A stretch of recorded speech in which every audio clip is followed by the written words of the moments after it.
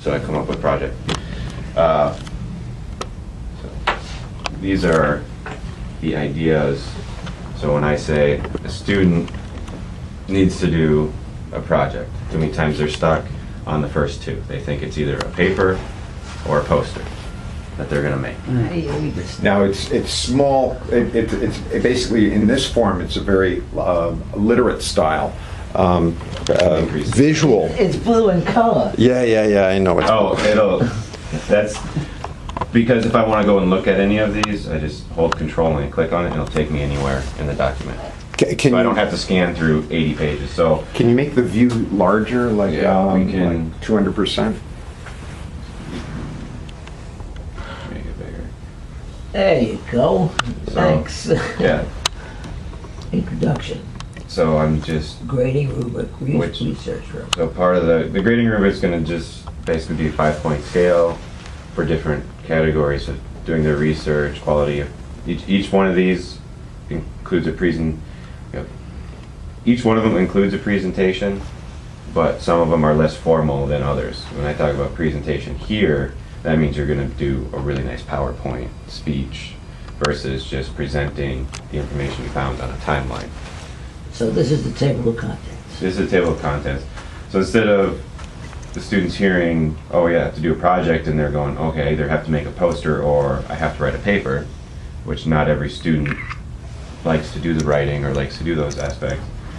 So with history, it's easy to do a timeline. They can do a presentation for pretty much any subject. You put materials together, do the research. Whatever they want to do, videos and documentaries. Interviews. I had a discussion with students on capital punishment. And so I laid out constitutional grounds, some Supreme Court cases, some different viewpoints on it, religious and political. And I said one way to examine this issue now would be to do some interviews. You could interview a lawyer, you could interview a police officer, get some different perspectives. We can set up appointments and questions so they could practice preparation skills. And I tried to incorporate as much technology as possible. If they're like technology, creating a website's a great one. You can write a biography of a person, autobiography. I have several students doing this for their U.S. history. I figured, and I just kind of typed up. This was for a specific student that I laid out a few different things. That's why it's all kind of broken up. That I need to add these in.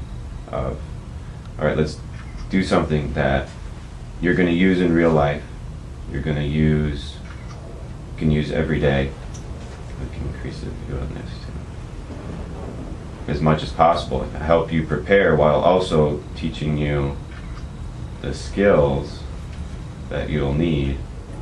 So students that want to go to college, I lay out, a lot of them don't understand what it takes in creating a budget, and it's part of economics. So I say, well, you've said you want to go to college, what about trying to create a budget and researching colleges? And they do a lot of different components, and these are just some ideas. At Mavericks, we deal with a lot of immigrants. Government project is they need to go through the process of becoming a citizen, practice interviews, application, and other topics that they'll work on.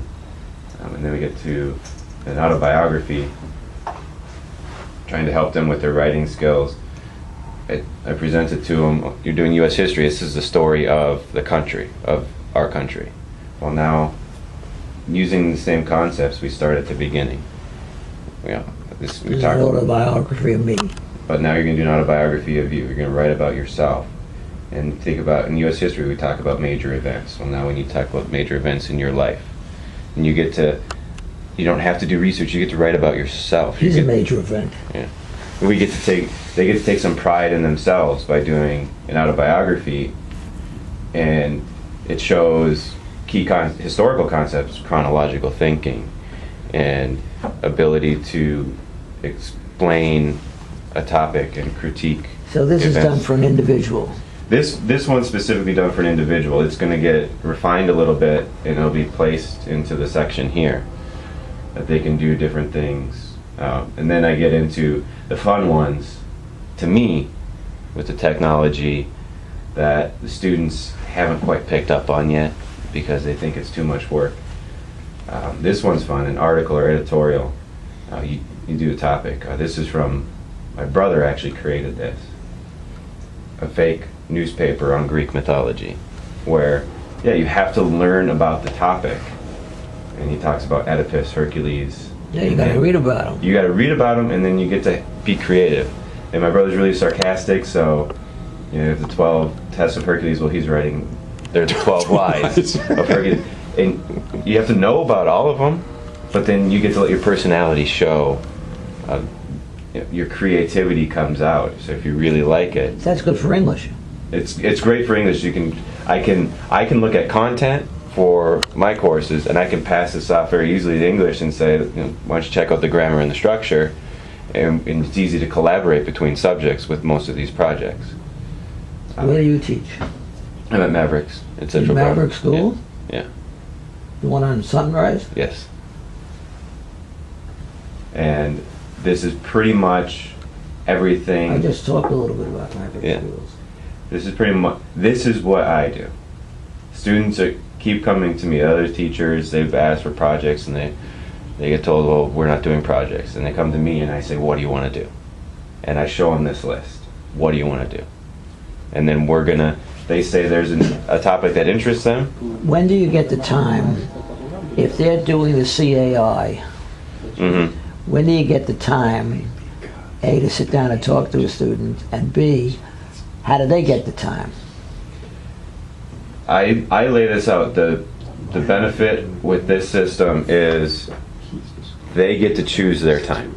So the technology is their asset to do their research, gather their information that they can do at school or they can do it at home.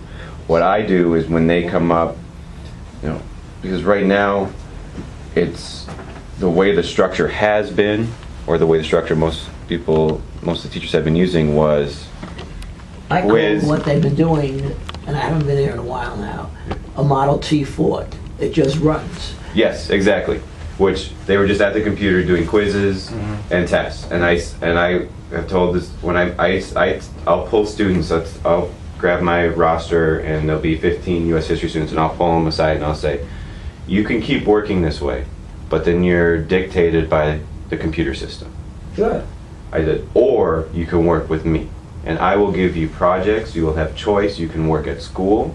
You can work at home. But then they come back in. They come back in and test. So I don't worry about all the quizzes. I don't worry about them. By doing the projects, instead of taking 6 quizzes on a unit, they're going to take the test, but this project is going to cover the material that they would get in the quizzes, because these multiple choice quizzes, you don't need to learn to pass a multiple choice quiz. You can, especially when you have 3 chances or 4 chances to get 8 out of 10. They're not learning, a lot of them, they just jump right into the quiz, haven't read a word, and they just, by guessing, eventually they pass. And then they're dictated by the computer system. This, I go, okay, this is the unit, these are the topics that are covered. What would you know, I have So you know the content within the unit. I know the content within the unit. Is this an alternative? This is an alternative to quizzes and study sheets that they do from the computer. Is they can do this. But then they pass the test of the study sheets from This equivalent is of that. they have a test that covers that unit, and I've had students doing these projects that most of the students that have been taking quizzes and tests, it's taking them a few tries to pass any one part. It might take 8 weeks. They're not doing, it's not first try, first attempt success. No, because you can't memorize all that crap. But when they do the projects and they put in the time to write it out and put it together themselves, I have students that don't take a single quiz and will get an 85 or a 90 the first try on the test. The final exam. The final exam. When they would have been lucky to get that on their 3rd try without the projects. And they're doing that in under 4 weeks. I had a student do a semester of U.S. history in 2 weeks. And they've been encouraging students to do this? I want the truth. They say it's an option, and we're trying to say it's a transition, and they want it to be this blend. We'll see what happens. I don't know what's going to happen. I've just decided the computer on its own isn't satisfactory, and it's not reliable.